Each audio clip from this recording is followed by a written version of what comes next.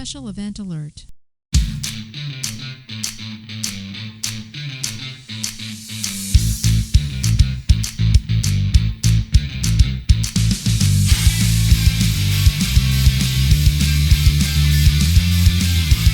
I picked up my dog from the vet after getting his teeth cleaned, and he puked all over my car, which is number. Which is why you're late for changeover, your weekly space news and variety show. I'm Marty Smith, your host, and I'm joined by Mr. History, Eric Perrott. I'm glad he didn't puke in my car. Holy cow. Dude. And our man in the closet, Jake Wall. What's going on, guys? Always good to see you. We're here to bring you the latest headlines and updates pertinent to all Guardians and to the lesser branches as well. So take your seats, get informed, and have a laugh, because Late for Changeover is rocking it from the mountain to the space coast. I'm saying I'm going to change it. Yeah. There you go. Man. Fellas, welcome back from Mexico, Eric. Thank you very much. Yeah, man. It was a great week away. It was good Where'd stuff. you go down there? Vendetta. I'm saying Vendetta? it wrong. It's Vidanta, something like Viadanta. It's where the Mexican U.S. Open is played. The Mexican Open is played. Freaking crazy properties. You know, we did the little freaking dog and pony show so we could get some free things. Oh, really? You know what they showed me? A 7,000 square foot, 4-bedroom apartment up on the top, top of the building. Yeah. And 7,000 square feet. Yeah. So it's all about residencies. People buy these places and they get 6 to 8. It's almost like a timeshare, but they swear it's not. Because if you don't use your time, you can rent it and you get the money and right. Yeah, it's a little flexible. Sounds exactly like a timeshare that they always talk about, right? So we listened to it and we said no, because we're buying we're going to buy a future home near Marty. Yeah. So, we just didn't have the cash, but we had a great time. So that's how you went down there on it. Nice for the. Well, we went down on our vacation club. We got a free week. Oh, okay. Because of the points that we gathered from our cruising and all our trips. Oh yeah. So we went down there, played the golf course. Yeah, it was awesome. Yeah. Pretty damn cool place. It's just so it's impossibly expensive to eat on the property. So we ended up going off the property to eat, and that was pretty cool. Saw some turtles on the beach hatching eggs, and nice. It was really cool. Nice. Yeah. We had iguanas falling from the tree while you were down there in Mexico. Too cold. Jake, tell Eric what's that video you saw. Oh, I saw a kid. It was like a cooking video, but the kid goes, when the world gives you lemons, you make lemonade. And when the world gives you tree chickens, and he holds up like 3 iguanas, he goes, you make iguana tacos. And he goes through, and they looked really good. I was like, all right, man, you might be talking me into it. He cooked an iguana. Yeah. Oh my God. Oh. And there was a lot of meat on those 3 things. That was, and they were all just falling out of the tree, and they're invasive. So yeah, I'll send you guys a video of the hatchlings where the beach staff, they pick them up every night. Okay. Oh, they do? Take all the eggs so the birds and stuff won't get them. And then when they hatch, they take them out to the sea themselves at night. Again, so the birds and critters won't get them. Wow. So we got a picture of all these hatchlings in a barrel, in a bucket, which was really cool. Yeah. That is awesome. It was a good time. Huh. Well, good. Welcome back. Thanks. Good Jake, as always. You both of you guys look freshly shorn on your head, man. You're looking good. Nice. You guys are looking lefty and righty there, man. That's looking good. I guess that makes me the dick. So you got the layout wrong, but yeah. Well, you don't try it. It'll take 10 minutes of you fumbling around with it. Can't put the beans in front above the frank. Yeah, exactly. Nice. No, I'm Well, I thought we'd start this episode off with a little complete the headline because I came upon some good stories. I like. It has been a few weeks since we did it, so I thought we'd start that off. What do you think? Hell Cool. yeah. Send it. All right, so I'm going to rearrange us here so I can put the first story. You got to put the balls on the. Oh, wait a minute. Yeah, I did. Right. Let's see. Okay, our first story is from militarytimes.com, and here is the headline. Fort Hood soldiers try out first campus-style dining facility and will receive a $39 a day entitlement, which has been nicknamed blank. What, the entitlement? Yeah. What has the entitlement? The money has been nicknamed what? And it'll be a real cheesy, dumb nickname like they would normally come up with, right? Like your chow stipend. Some bull. Yeah, so get creative. That's about how dumb it is, right? Oh. All right. $39 entitlement, which has been nicknamed. It's classic music.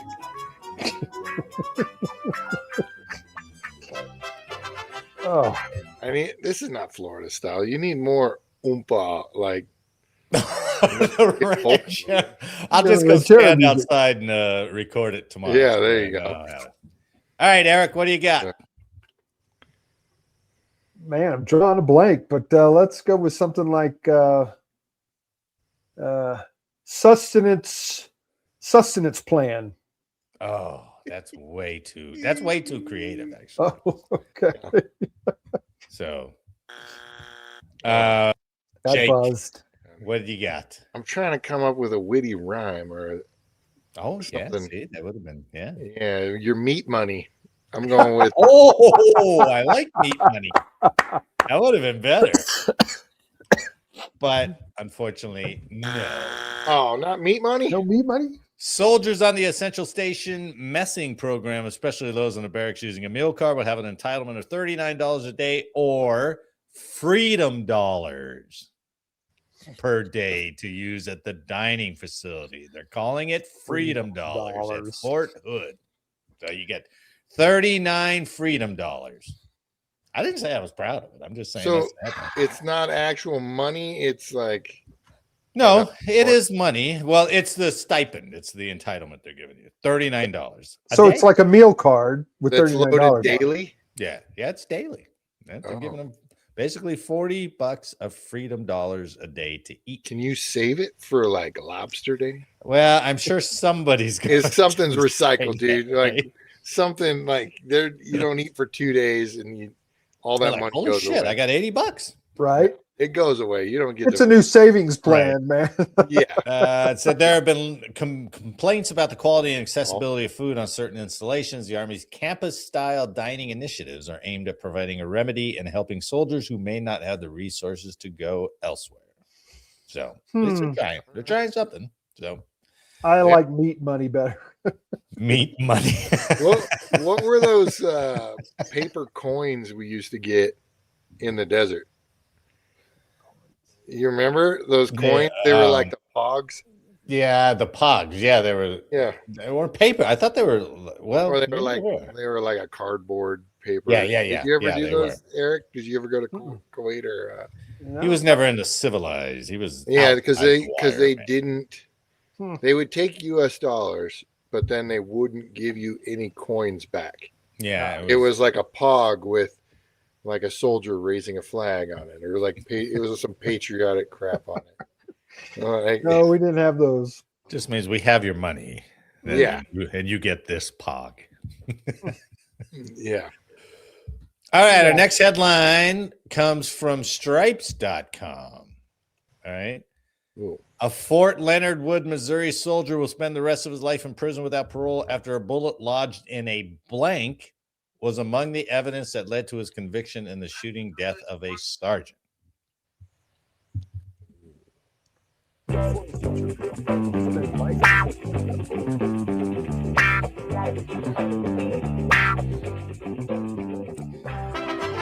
This is really almost unfair.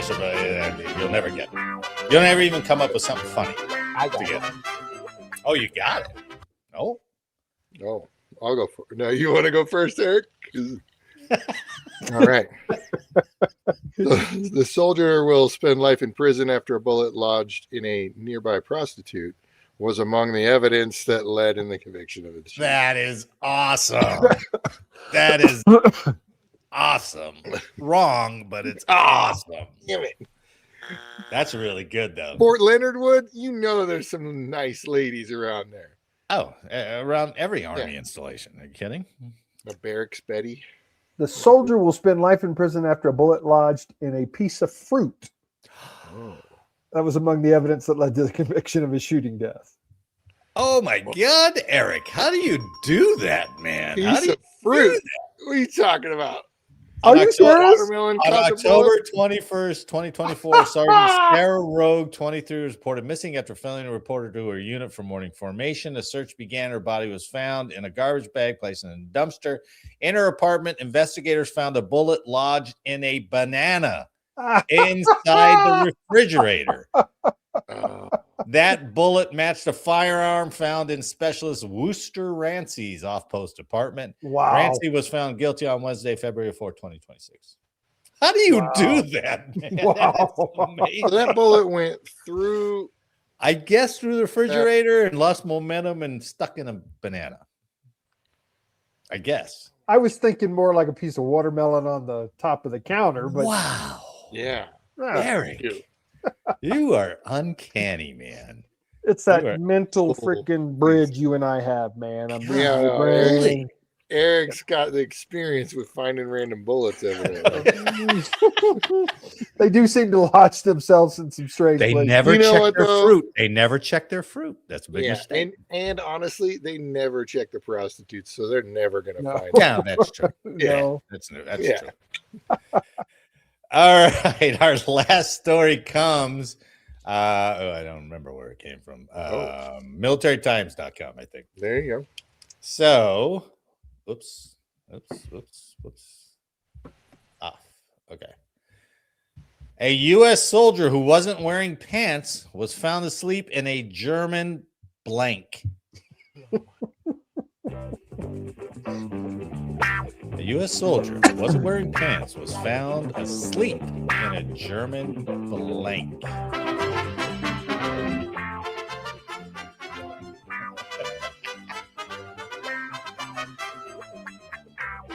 Yep. All right. I'm good. All right. U.S. soldier who wasn't wearing pants was found asleep in a German Eric. Taxi. Ooh. Not bad. A German taxi with no pants on. Yeah.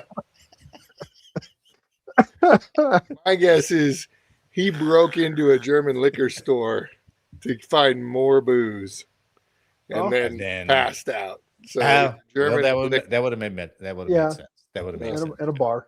But if it was Okinawa, we would have known. Like, oh, he was on a on balcony. an old On the lady's balcony. porch. Yeah, Every an time. elevated balcony too. Yeah, Yep. balcony porch. The unidentified soldier was found sleeping in an unoccupied room of a German retirement home. Wow. Wow. He was found on Sunday by an employee who had been delivering breakfast to residents.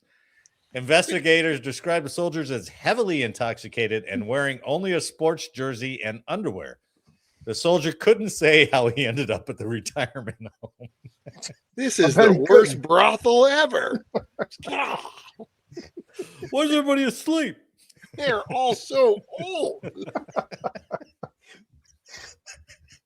Red light district, more like blue light district. Give me a all break. the blue hair. Oh. Breakfast wasn't bad though. Can't complain about it. It's kind of a nice touch. I didn't count on the sponge bath, but I'll take it. Hey, Mm. There you who go. am I to shun their customs? Oh, that concludes. Complete the headline for this week. Very good, gentlemen. Well done. Well done. Good thing we're not One keeping out of score on three. these things. 1 out of 3. That wasn't bad. I was better. That's You guessed insane. one out of nowhere last is time. And this is one out of absolutely nowhere insane. again. Really? Like, You damn. really did. Yeah, you did. You guessed one. What was it? The one you guessed? It was complete. I was like, are you effing kidding me that you got that? Yeah, Okay. because you had just said you're never going to get this. I know. I just said it again.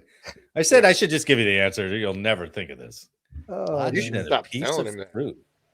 I'm trying to come up with witty banter, and Eric's trying to solve the puzzles. That's the mindset. Well, I was trying to make it like like the old. That's 40 years worth Hollywood. of military experience, baby. We got Oh, that's a good point. That is- Yeah, of arresting people who find seen it all, done it all. Come on.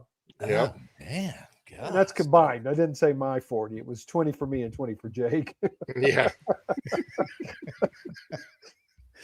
Well, whereas Jake's stories were probably more self-initiated. Hey, Your stories, Eric, is Good probably point. something you stumbled upon. It's like, oh my God, Good you'll never point. read this, blotter. You'll never believe this, right? Oh man, I still wish we would have been able to find those blotters. Oh, me too. It was so fun. That would've It been was so fun back in the day when they would publish that shit, right? Yeah. Jake, do you remember the time when Schriever was having so many DUIs? Have I brought this up before? Remember that period of time when Schriever was having, I think it was Schriever was having so many DUIs that, one of the punishments I remember back then was if you got the DUI, you had to go change the sign, right? Yeah, Pete was so many days too, since the last DUI sign, Yep. you had to go out and change that. Yeah, Pete was the same way. And Oh, then they Pete, well, stopped- maybe it was Yeah. Pete. And then they stopped doing it because that was unfair punishment. Right. Yeah, only because Fort Carson had a rolling digital counter that they had to add a third digit to. They This were was like, too how did we big. not see a third digit? Man, this was a waste. We can't even get to double digits on the days without a DUI. It always goes 5 days and then the weekend and then resets on Monday. Yeah. 0. It's like a trickle, 1 on a Wednesday, and then it jumps by double digits. Oh, it was a good weekend. But yeah, those blotter stories were great. They were wonderful. And they were a good mentally they were a good disincentive to not go fuck up, right? No doubt. Yeah. But I don't know. It's too bad. Maybe everybody's has hurt feelings now. All right, let's get a news, shall we? Eric, the first story is about space. My favorite. I know. Welcome back. We're going to talk Lucky space. you. But as we kick off this new space race and we will try to step off into the stars, there's going to be some California people who are going to pull it right back down. So we think we want to get ahead of China, not according to the California environmentalist groups. So Well, you got the snowy Glover, Dover, or whatever. there's two other things too. There's two other things too. So from stripes.com, Vandenberg Space Force Base is ready to take off, but not everyone is on board. Ooh, witty writing, isn't it? All right. Vandenberg Space Force Base's 100,000 acres was a testing ground in the 60s for early generation ballistic missiles, and today it's a launch site for satellites, classified missions, and other payloads key to the future of space. This new era has been marked by a sharp jump in flight from the Santa Barbara County military facility that started in 2021 when SpaceX began sending into orbit Starlink internet satellites.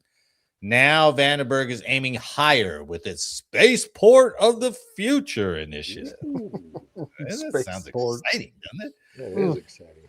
The agency is making plans for a nearly $900 million makeover of the aging base with roads, buildings, launch pads, and other facilities to handle an anticipated surge in launches.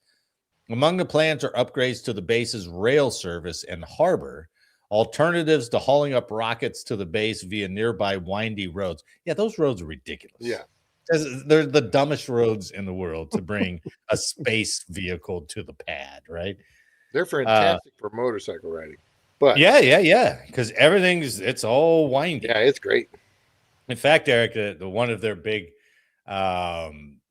points of interest is to show the one part of the road that's leading to where the shuttle would launch. Yeah, And I've been there. it wasn't built big enough, so they had to cut grooves in so the wings. I was like, gee, Yeah, we did ORIs out at Vandy. I did 2. Okay, so you've years. seen that point, that fantastic point of Went history. into the BAB, the big ass building. I got to go up to which one was it? Building. The BAB. And one of the what did you just say it was? The vehicle? The shuttle? Yeah, I got to go up and take a look inside the shuttle. I got a picture of me sticking my head in one. Of course you did. Yeah, of For a course. man that hates space. You're like, Well, you did that because I was part of the IG team, man. Toured you around. Right.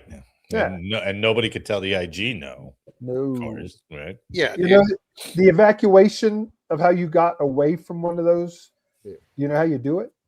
Run. That's if you're way up at the capsule and it's up on its tail end.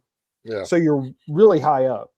I think it's like a slide or something like that. It's a right? Or cable. emergency rope. Yeah. It's a yeah. cable with a like a basket, like the Coast Guard uses. Yeah. Right. So you jump in right. the basket, hit this freaking pipe that moves up and sends this thing straight down.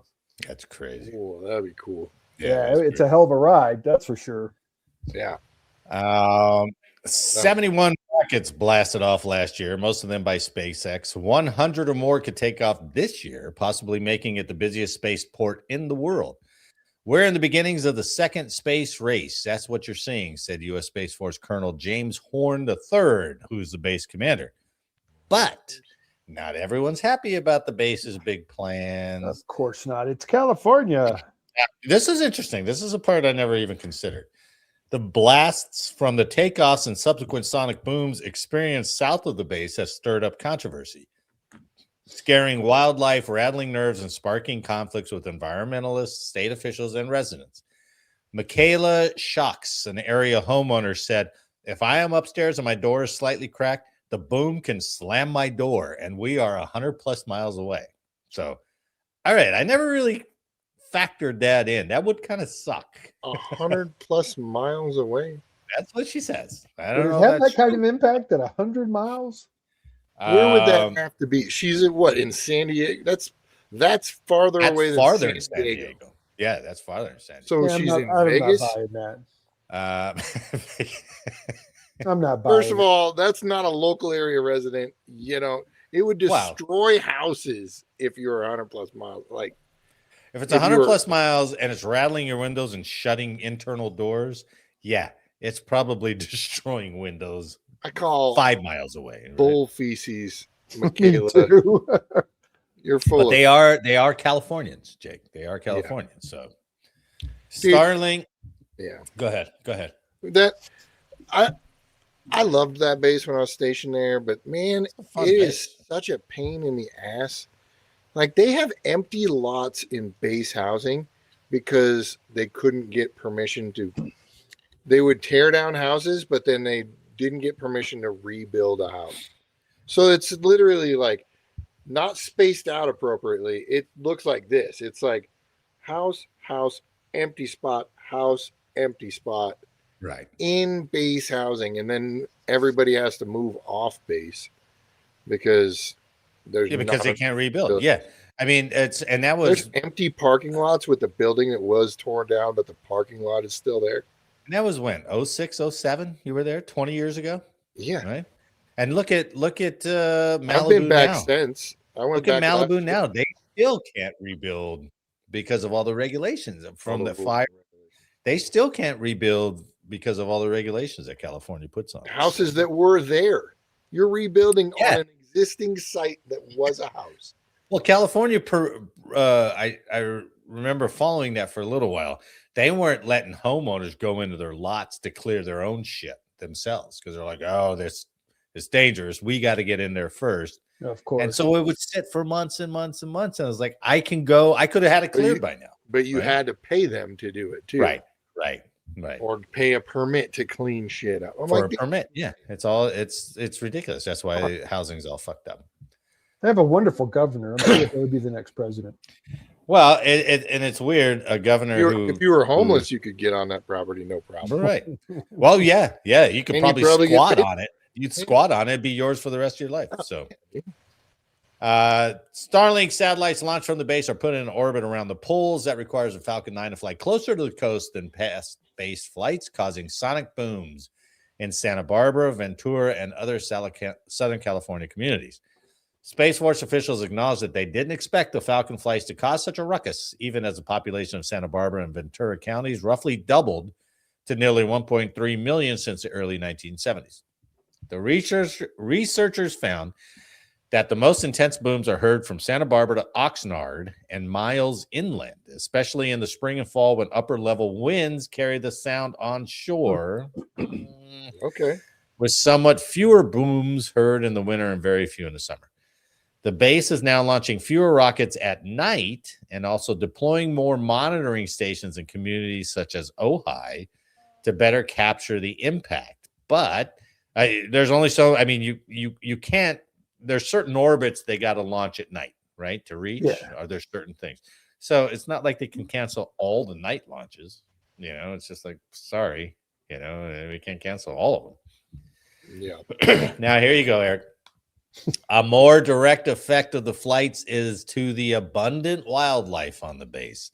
Among it is the at-risk buckwheat blue butterfly, the western spadefoot toad, and the western snowy plover shorebird, as well as several marine mammals. Daryl York, a wildlife biologist for the Space Force at Vandenberg, said, "This is the last refuge for a lot of our species." Yeah, a bird that nests on the beach. It's like, nature's like, I've been trying to get rid of this damn thing for 100 years, man. It's the dumbest bird we ever what made. about the families down on the Malibu beach? Yeah. They already successfully drove the plovers away, so they don't count. Yeah, they drove them up, right? And now they got to, somebody's got that does suck, but studies have shown that seals and other marine mammals can flee into the water during launches, which can cause injuries or lead them to abandon their colonies. Birds and other land wildlife are flushed from their nests too, to return 5 minutes later. All because of a launch. Right. I mean, to be fair, we would see a launch every other month or so, every third month. Yeah. And now they're chucking them up there like one a week. Oh, yeah. You know, well, they had 75 last year or whatever. The frequency, 70. So that multiple. So the frequency would get really annoying, probably. Right. I get that. But it is funny how they're trying to prevent Vandenberg from growing, of course, with all this, you know, the wildlife, the noise and all this stuff. I never heard one study when they were putting all those wind turbines up. And those things are just killing wildlife, man. And what's their alternative? Okay, so, we don't want this. Let's solve the problem. You're not going to reduce the launches, right? So what's your other option? Relocate. Yeah. Where? Let's think. They're going to say it's not up to us to come up with it. We just want to stop you. Yeah. Period. And that's it. That's all they want to do. They just want to stop them. So where China's like, you know, they're building coal plants and they're putting rockets up, no matter if they explode or not, they're just keep doing it. I distinctly remember China launching a new rocket, and one of the rocket bodies was anticipated. They thought it was going to come in over a random village, and I remember the news article of they gave them like 30 minutes warning, being like, hey dudes, heads up, our new math showed this, and it came in and just destroyed half that village. And they're like, dude, we gave you warning. We're off the hook internationally. I mean, it was launch another village. What do you guys? What do you international people want? And here, and you know, if Florida could launch into polar orbits, California would be out of business, right? Yeah. So why can't they launch into polar orbit? Because we don't launch over the ground. We launch over the ocean for safety purposes. So Vandenberg is like a little nub at the farthest edge of California, and then they launch south. So it's Okay, all over water in case it is an emergency. that makes sense now. I got you. But it's flying along the coast to get a good pole, Right. In Florida, there's not enough distance, huh? Yeah, To it get can't over because it's got to go north south essentially. Yeah. So, but it's got to take off north. So. Okay. But I mean, all the studies about all that wind turbine stuff and how it's screwing up the especially the ones in the ocean. The ones in the ocean are effing up like mammals and fish and the vibrations and all that stuff. Not to mention all the birds they're killing. You know, Yeah. I don't remember any studies on that preventing those things from going up. So That's clean energy. It's not in my backyard. I don't care. yeah, right, That's the right. thing. They don't. That's the unfortunate thing is that they don't really care about the animals. They care about them because they're only in their backyard. That's it. They just don't want it to happen in my backyard. Right, and they don't want any of this to happen, so they just latch on to something. You know, that's all it is. So anyway, good luck. I'm sure. I don't know. It seems like they got to push it through. I mean, for what we plan to do, especially like Starlink wants to put them, or I mean, SpaceX wants to put 1 million satellites up there, Which is crazy too. I like honestly though. Well, the frequency of launches is crazy. Yeah, that's a lot. And the amount of satellites, if we can already see the Starlink constellation sometimes you said that before. That's nuts. Then I can't imagine 1 million up there, and we're only at what 4,000 now. I said only 4,000. You know, that was a story last week. So Eric, SpaceX petitioned the FCC for 1 million satellites constellation. Good Lord, man. Yeah. So all right, I don't know how that's going to end up. To be honest with you, I know they want it to happen, but California's pretty powerful loobbing. So I don't know if federal government's going to have to step in and go, hey, eat it. We're going to do this. So well, they're going to move the base up to Washington or freaking down to Baja or something. I don't know. It's interesting. So I found these next 3 stories. They're all like on tech. So I thought we'd cover them all together. All right. Cool. The first one I found in Fox. Whoops, that's the wrong one. First one I found on Fox, and it's about the new M1E3 tank that's coming out. So, the headline is Army's new M1E3 Abrams tank is a hybrid drive silent killer. Ooh. Right? Secretary of War Pete Hegseth has his Arsenal of Freedom tour, quote unquote, in full swing, visiting the nuclear submarine production floor at Newport News, Virginia, and Blue Origin space launch at Cape Canaveral, Florida.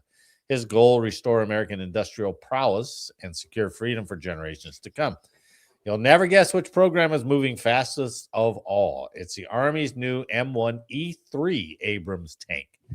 The M1E3 Abrams is 5 years ahead of schedule.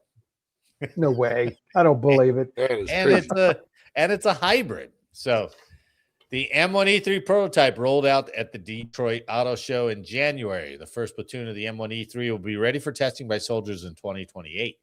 As seen in Detroit, the new M1E3 is a sleek change from earlier Abrams models. Gone is the top turret position. Now the 3-man crew sits side by side in the hull where the armor is strongest.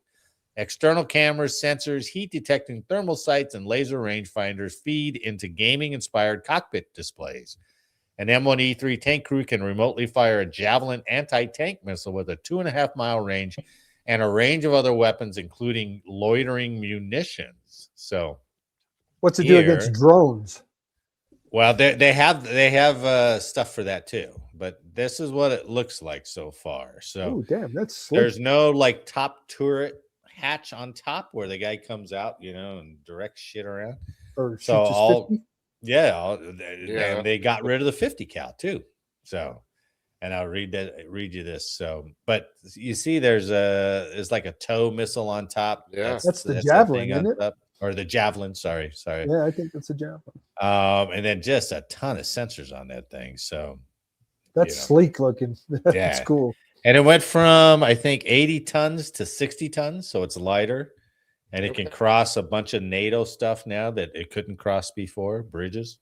So it's interesting, though, because based on the whole thing in Ukraine right now, the tanks are so vulnerable from these drones dropping munitions on it. Yes. So yes. And thank you for bringing that up, Eric, actually. Oh, you're welcome. That's a great segue. So here are the 5 attributes of the new M1E3 Abrams. A Formula One cockpit. The M1E3 tank has a driver interface that looks like an Xbox controller.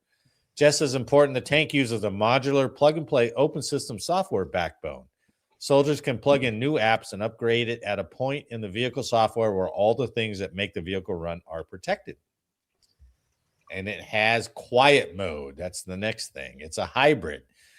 The M1E3 will have a Caterpillar diesel engine and a Sappa transmission that allows it to switch into electric mode. The hybrid electric drive is all about silent stalking.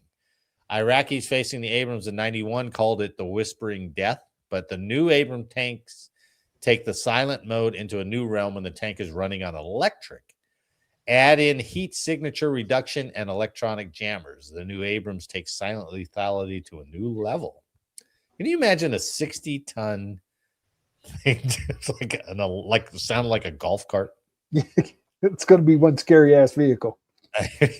Yeah, it's going to be knocking on your back door. And you won't even know it's there. Active protection.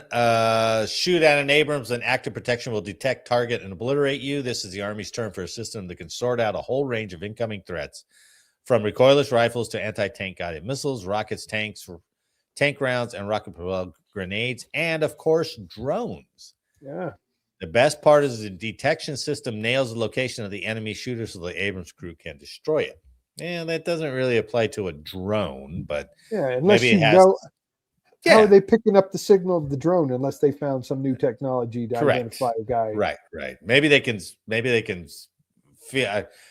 sense being lased or something like that. I thought you were going to tell me there's like 100-foot net over the top of it that keeps it from coming close or something.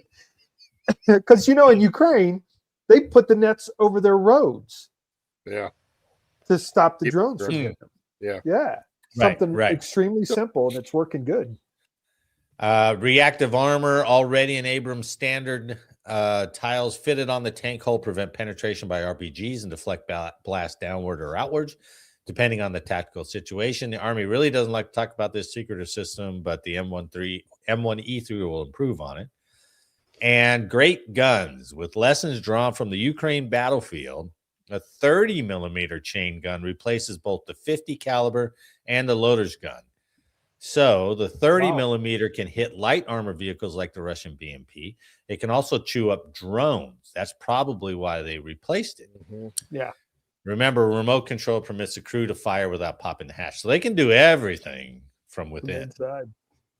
So that'll be pretty cool. I mean, the two things I'm concerned with is, one, the Xbox controller integration did not work well for submarine, like in the Titanic area. No. Right. So, and then, dude, somebody's going to get ran over in the carpool area, so they're going to put like a beepy noise on that thing. And it's going to have a reflective belt and backup beep, like my Honda with the angels. Like, oh, they're going to have something. I can't imagine how long that electric motor would run. But then I also kind of can't imagine why they would need it, to be honest with you. Because even if it's electric, it's still a 60-ton machine with squeaky wheels and tracks and all that shit. Metal. Yeah. I mean, how silent can it be? Yeah. Yeah. It's not like, there's a knock on your door and you open it up and there's a tank barrel staring at you. Like, whoa. That Abrams got me so good. Maybe to another tank. Yes. Yeah. At engagement distance. Okay. Yeah. I can see the reduction of heat signature. Now that makes a lot of sense. Yeah, that'd be cool. That makes more sense than the silent stealth attack. But yeah. I don't know. That'd be cool, but at least it's ahead of schedule. They said 2028 is when the first platoons of tanks will be rolling out. That's awesome. That's cool. Yeah, that's awesome. Which is pretty interesting because I watched this this thing on World War II about the Panther and the what's the other big German tank they had? The Tiger versus the Sherman, right?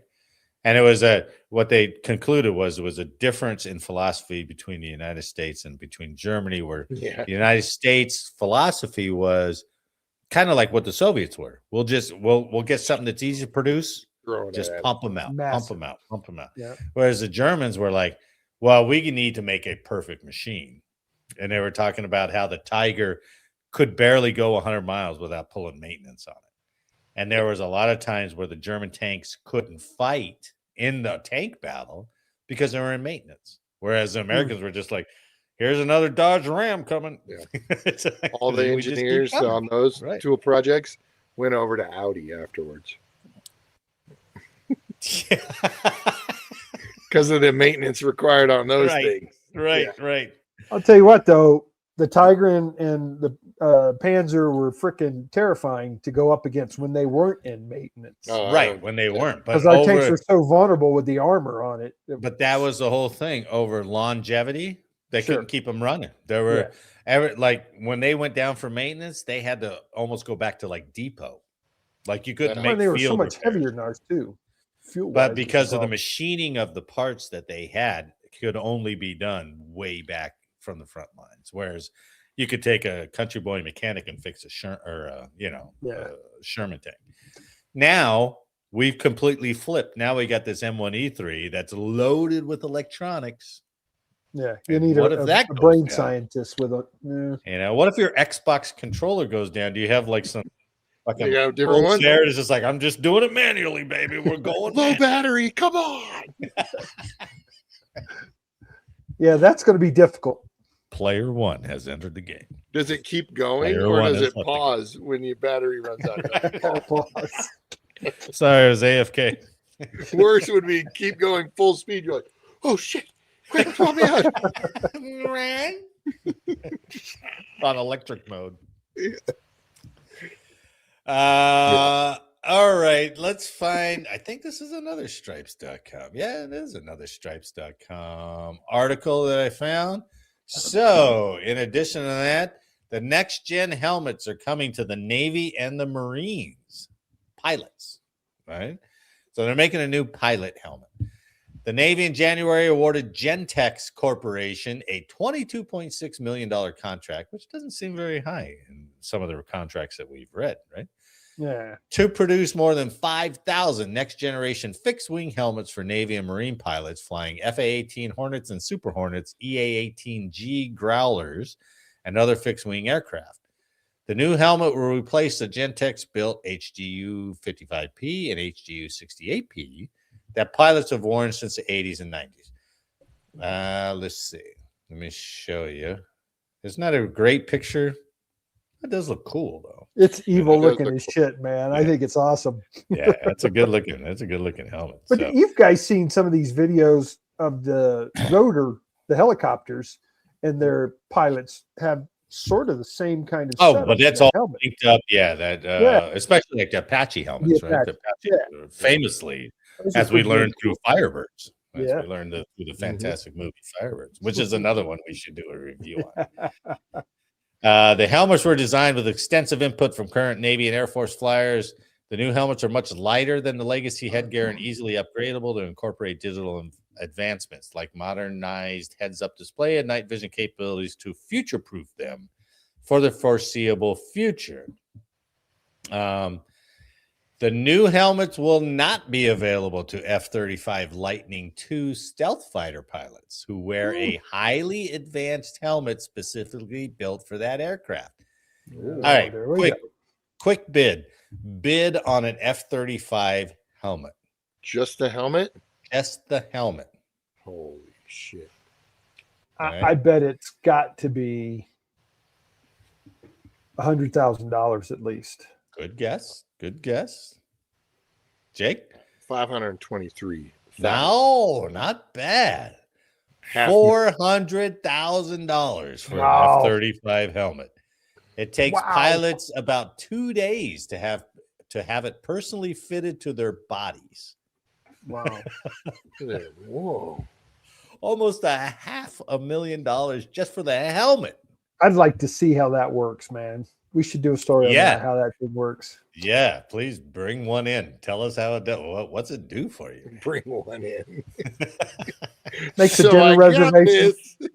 Wait, it's in a milk crate on my bottom drawer in my closet. Makes a dinner reservation for you and your daughter, your wife. Yeah, exactly. Holy shit, 400,000, man. It's like soothing music when your heart rate goes up. You're like, oh yeah, thanks. Oh, it's that calming chair all in one helmet. All in one. Yeah. And all you that put it on, experimenting on and the world of Disney is all around you. It's like, whoa, look at this, baby. Oh, man. Our last big tech contribution is from the Coast Guard. Coasties. Right? The Coast Guard is now using tactical jet skis. This comes from taskandpurpose.com. This past month, the Coast Guard was spotted training with a new tool to help with interdictions, jet skis. Yes, the Coast Guard has tactical jet skis.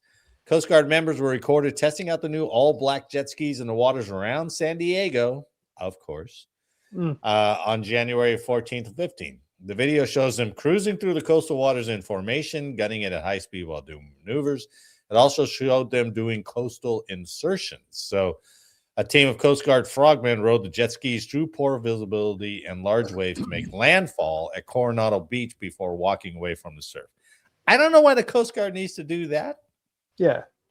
What's their interdiction mission? Invading the country, right? Invading random countries. It's like I can see them zooming up, sliding on the shore, jumping off, and they're like, "Okay, what do we do? We're supposed to be in the water."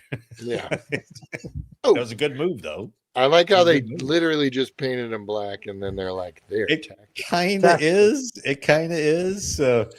The new personal decals, boys. We're going tactical. According to the Coast Guard, they're a component of newly implemented efforts to increase security along the southwest border. Do you guys want to see a video of it? A tactical freaking jet ski. Yeah. It's got a robotic dog sitting on its handlebars. They got waterproof NVGs. Nope. None of that. Not very tactical. It's black. Eric, it's black. What are you talking about, Eric? You see any decals on that thing? Tactical's not based on color alone. No, what do they got to do with this tactical? I mean, they're interdicting. I get it, but I like how it's still got the mirrors on it, though. I see that. Those are tactical mirrors. I don't understand this mission at all. I wonder how fast they go. Oh, I mean, I don't know. It looks like they're flying. Yeah. I mean, they're not going to catch a cigarette boat, you know. But they can get to the boat that we just hellfired and speed up and check to see if anything's on. They're like, nope, nothing's alive there. Let's go back. Yeah, so, get some of the drugs. CIA needs to sell them. Yeah, I'm not really sure. I guess maybe if a boat's on fire or something, it's like we got to get up there quick. And like, okay, let's go. So the term tactical is just based because it's painted black. There's no stealth, quiet. It's still putting a rooster tail up. That's freaking ridiculous. I mean, look how cool that tactical wetsuit looks. I don't know what tactical missions are doing. With a big green vest, safety vest. Now they say it's for interdictions, and they say, hey, like the Navy has used these for years. You know, Iran even has jet skis with weapons mounted on them. Oh man, yeah. Imagine just spraying that. There's no ramming bumper or anything. Oh, that would be great! Like like a narwhal fucking horn on the front. The LAPD cop cars look more tactical than this. Well, and then make the guy wear that new helmet too. Wouldn't he look cool with a helmet? At least a tactical helmet on it. Now you're cooking. Now you're cooking, Eric. That's good. I like it. That is good thinking. Does it have like autopilot so you can shoot and ski at the same time? Oh yeah, yeah, like they do in the Autopilot. like yeah, like they're doing the westerns where he's hiding behind the horse. And hide behind the he horse. comes out and he's shooting them. Hide behind a jet ski. You could put it on autopilot and hide on one side. But like, just shoot Oh, over that's the top just of a the loose jet ski. Nope. Surprise, drug dealers. It's the Coast Guard. Pew, pew, pew. We're tactical. You can't see us. It was so tactical, I didn't see him coming. surprise drug dealers. All right. So for the first show in a long time, the Coasties have not lived up. I the was title. hopeful for the Coast. Well, you know, it's. I mean, they made a big deal of it. They made videos and everything out there. So I don't think you understand how cool it is that the Coast Guard was able to just get some fucking cool jet skis. Yeah, I guess so. That's cool. Yeah, that's cool. I agree. Whether they do shit or how they justify it in paperwork. Yeah, we don't care. That's it. Yeah. Man, I mean, somebody put a request in, and he was like, "Whoa, they approved that request." I was joking. I put it for like 10 jet skis, and they said yes. Let me see that paperwork. You said they were tactical. He's like, yeah, man, I got to justify it. Oh yeah, absolutely. We spray painted them black, boss. Yeah. You know how long it took us to scrape the decals off that thing? Jones was out there for hours. Oh my goodness. Yep, that's it. Oh. You know, the more we talk about it, the more it does sound ridiculous because it's like, what are you doing, Coasties? You know, what are you doing? I really do. I think it's just like a goof request, and they're like, whoa, they approved that shit, man. What dude, you got to make a video or something. We got to do something to justify it. Oh, yeah. You got a bunch of those black wetsuits? Let's do it. Let's go rip off the beach. Hey, put some helmets on. Yeah, it looks tactical. But you notice they had the yellow safety vest on. Yeah. They couldn't ignore safety all the way. Yeah, can't ignore it all the way. It's broad daylight. They might get ran over. I can see like a Coast Guard chopper sling loading a freaking jet ski on the bottom. And instead of lowering a basket and a rescue diver, you just throw the diver into the water with the jet ski, rescues the guy, hooks the jet ski back up, and lifts the whole damn thing up. Throwing jet skis out of the back of the Coast Guard C-130s. Right. Jet skis swooping around Chinese vessels. Like you know what? These jet skis are going to show up in December when they do all their incident report compilations, and they're like, majority of injuries to our Coast Guard team members came from jet skis. Hey, what did it say? How much they cost? It did. I'm gonna remember that when we have an auction in a year. Oh yeah, that's no a doubt. good one. Yeah. How much money did they lose on each jet ski? That's How many? What's it cost? 100 combat boots or one jet ski? Oh. Well, those guys stationed up in Alaska are like, jet skis. I ain't getting on that motherfucker. Not in this weather. Not in this water. Shit. Even Boston guys are like, they got 5 of them they have to inventory all the time that have never been used. Yep. The rubber's dry rotten because they're like, we ain't taking those damn things out. Some dude's like, the hell? Come on, man. Or maybe they put it in their pool on base and they're like, okay, mounting drill. They probably still are required to train. And so they got it in the pool, they roll it over. Hey, you got to do 5 hours this week. Oh, yep. God. Oh, every time. Jet ski training. Put your helmet on. I'm in a fucking pool. Where's your vest? Where's your safety vest? I was trying to find the cost of one. Yeah. It doesn't talk about it anywhere. I was like, I gotta know. Eric's doing research over here. I think Jake's right. We'll wait for the auction next year, and then we'll be like, used Coast Guard jet ski sold for $1,500. Nice. All right, that was a good one. Yeah, Jake, you're the only one who did homework again. Well, Which is Failure. very- Right, I mentioned it. I mentioned it earlier, and I'm it's just cool gonna because do I it. would like to know more about this dude. So. Yeah, I'm just gonna do a biography on John right. Stapp, Stapp. So John Paul Stapp, fastest man on Earth, American military officer, colonel in the U.S. Air Force, medical doctor and surgeon, born like one of 4 kids, born in Brazil to American missionaries, Oh wow. and then came back to the States, got his bachelor's at Baylor, went on to almost get his doctor's and then or master's, did a bunch of other schools, but majority of the time he served in the Army Air Corps in 1946 and transferred to military laboratory, where he was responsible for testing various oxygen systems and studying the effects of G forces on the human body. The cool thing about this guy is he had no problem if he was doing research and he's like, yeah, it should work. Yeah, put me in. He would just And he would do it on himself. He would literally just do. That's how he got the nickname, the fastest man on Earth. He would throw himself in the experiments all the time. Wow. And then he would develop He developed the seat belts and the harnesses for modern ejection seats. Yeah. He developed. He went on to further study the amount of G forces that the human body could take. He did numerous experiments on himself, gradually increasing the speed and the G forces.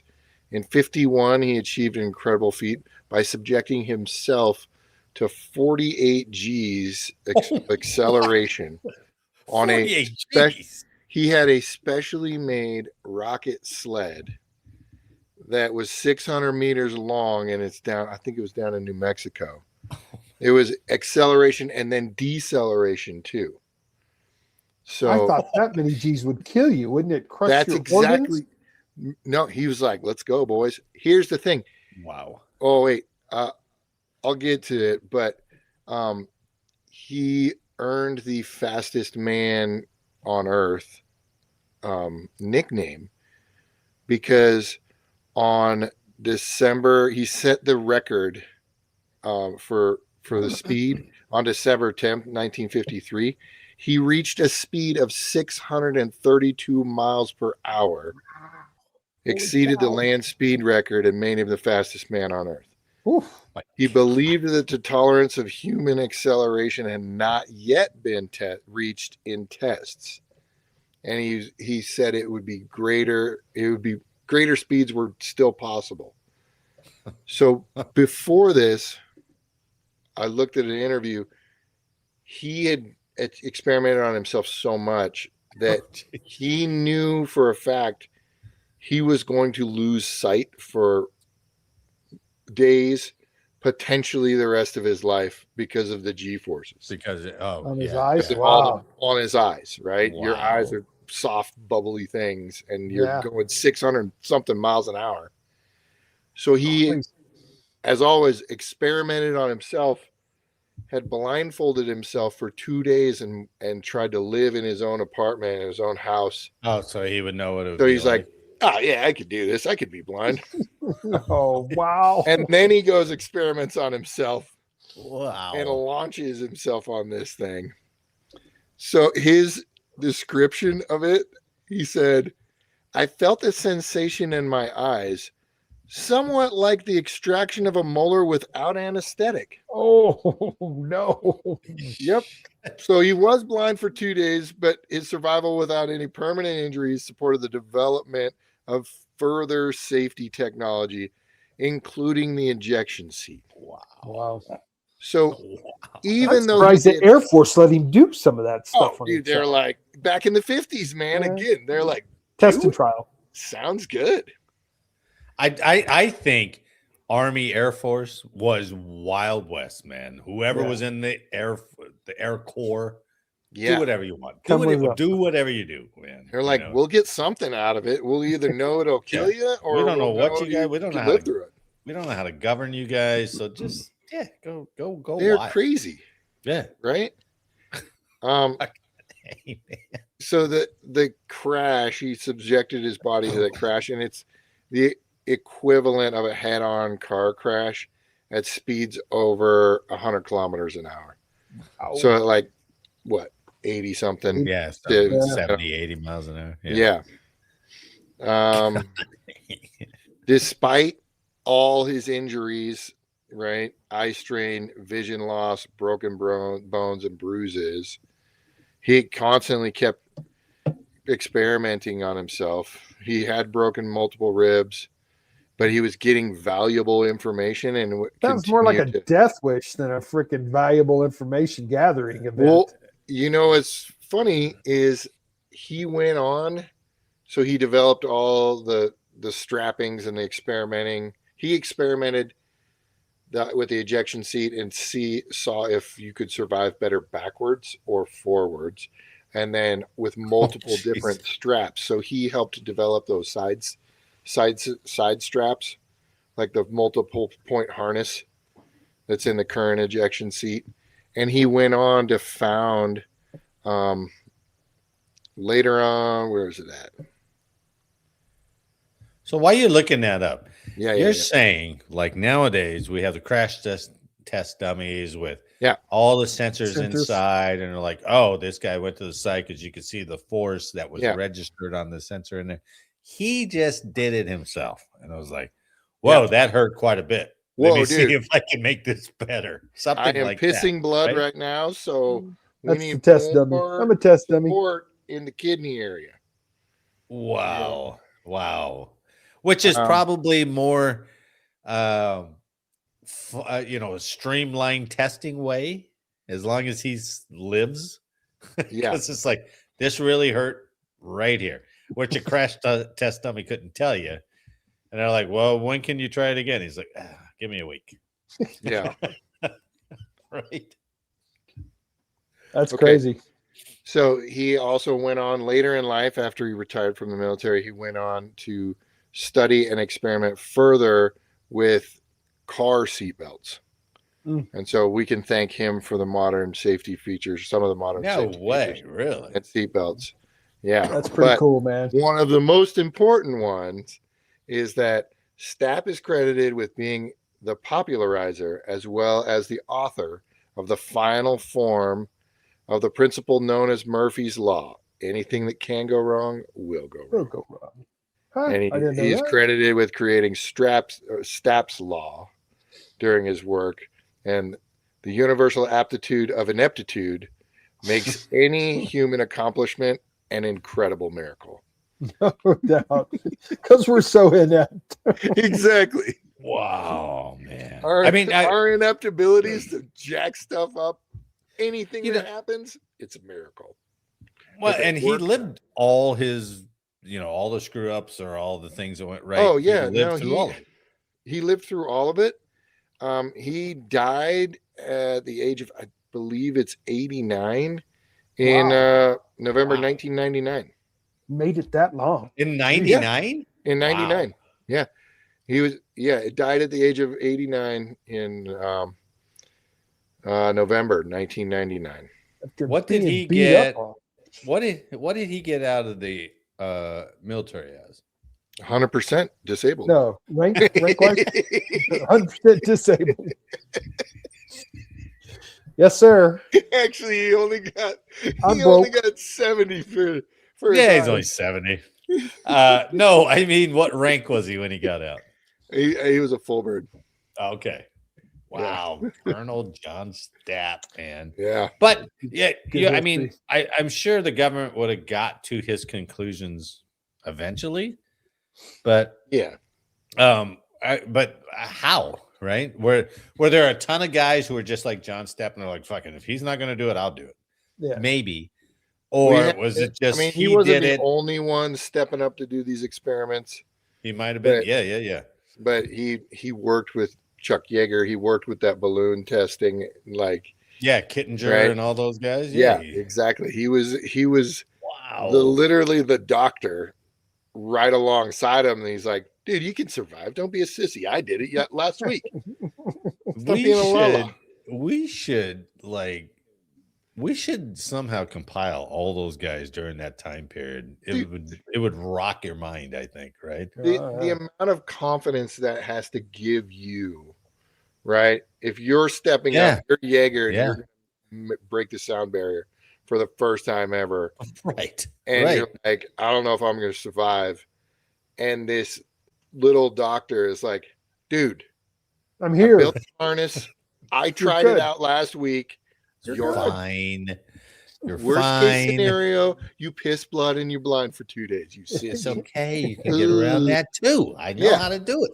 Let's go, God. man.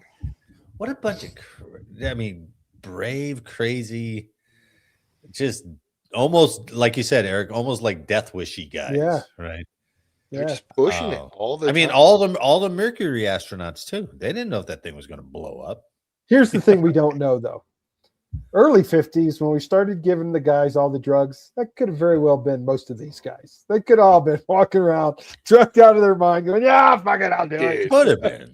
They're just blasted on LSD and shrooms all day, every day. They're like, hey, strap me in, Dad. You guys want to get into this shit? Do that MK Ultra shit.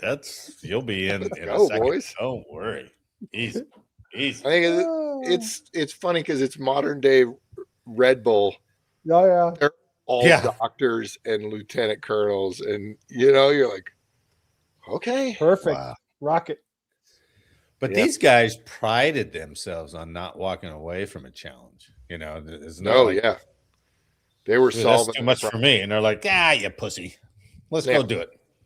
God, dang, his awards were pretty impressive, but I mean, I didn't find his like rack or anything. Yeah. Well, and he was Army Air Corps, so he probably had two. Two. Army's like stingy with their medals, They are. Air Force is like, here's 15. You graduated basic. Well, an Air Corps, that Army Air Corps probably had no regulations. People just went into there. I mean, look at all the guys who came out. I mean, Doolittle, just doing whatever they want to do. Army Air Corps seemed very ungoverned. It was years ago, but I think we talked about somebody on Camp Cook. He got orders to Camp Cook, and he showed up, and he was like the only dude there, and he's like, well, I got to do something. So he gets all the barracks running. He gets a bunch of stuff set up. He's like, eventually there's going to be somebody showing up. So I'm good. I'm like, if we got orders and they were like, go be the Advon team or go help set up this base, and we show up and we've got to cut the freaking lock on the gate. I don't know that I'm doing a lot, honestly. I'd be like, they'd break out my lawn chair, will ya? Like stripes shit for me. Like I'd be out there with some cut off BDU pants, break out my lawn shirt, and a barbecue going. They're like, what's up, boys? I got plenty of meat on.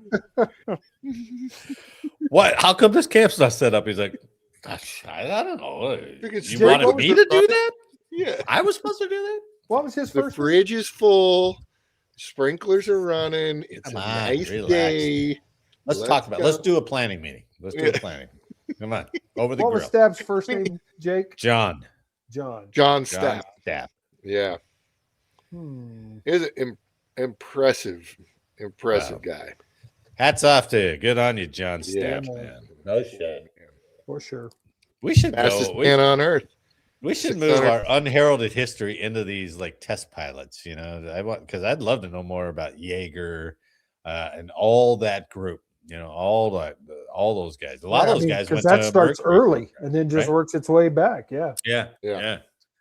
These guys did it themselves. That's insane. Like Kittinger, Stapp, fuck, man, that's balls. And honestly, it wasn't that long ago because I know Jaeger came to visit, or I know people that had seen and talked to him, and they were like, he's kind of a dick. I was like, he kind of has the right to be a dick. Yeah, right. Like, he kind of earned it, Right. I mean, I sat down. They brought, when I was in Kuwait, they brought some of the Tuskegee Airmen out, Oh yeah. and christened the base and everything. But they were in the chow hall just chilling. Oh really? Yeah, I'm sitting at the table next to one of the guys. And I'm like, I didn't know what was going on. I was like, there's this old retiree sitting at my table. I'm like, what are you doing in Kuwait, man? Yeah, why were they in Kuwait? They rechristened the squadron that was landing there. Oh, I got it. Okay. So right. I was like, wow. Yeah, it wasn't that prestigious, honestly. Like, we're still shafting them over. Like, they can't get a stateside cool squadron still. Like, oh well. Yeah, good one, Jake. Way to save the show, man. That was good. It would have been ruined if it weren't for this. John Stapp. I want to go into these test pilots. I want to go into these guys, man. That sounds like a good little feature here. Eric? Yes. You're reading something. What are you doing? No, I'm cutting a picture. I was going to cut a picture of Stapp in his rack, and he's in uniform. I got a picture of him. Oh, nice. Okay. Full bird colonel. Yeah. So I see a bronze star, and then what's the all red one next to it? That's his highest decoration. Legion of Merit or something? Might be. I don't know which one that is. I'll see if I can send it to you guys. Yeah. Cool. Well, while you're doing that, let's go ahead and end up, gentlemen. That was fun, man. That was a good episode. That was really good, actually. Like how you're shocked. I was like, we makes good work. I know you do. I know you do. When I come in to the week, sometimes some of the weeks I'm like, oh, they're gonna love these stories. Other weeks I'm like, and Susan always goes, you say that all the time when there's no good stories, and I'm like, God, these guys are really gonna have to pick it up. And it's no different. Yeah, it's probably better when we have to pick it up because you do more pauses and we're like, oh, quick, let's put something in. We can talk. Yeah, talk. Yeah. Well, there are times where I'm like, something. 1,000, 2,000. Okay, and back to the story. On behalf of all of us here, I'd like to thank you for listening today. Please like, share, and subscribe, and let us know how we did in the comments. And make sure next week that you are not Jake for changeover. Man, it's good to see you. Welcome back, Eric, and to everyone watching and listening. Thanks for listening and watching, and we'll see you next week. Right on. All right, I'm going full tactical. Black Knighty. Let's go.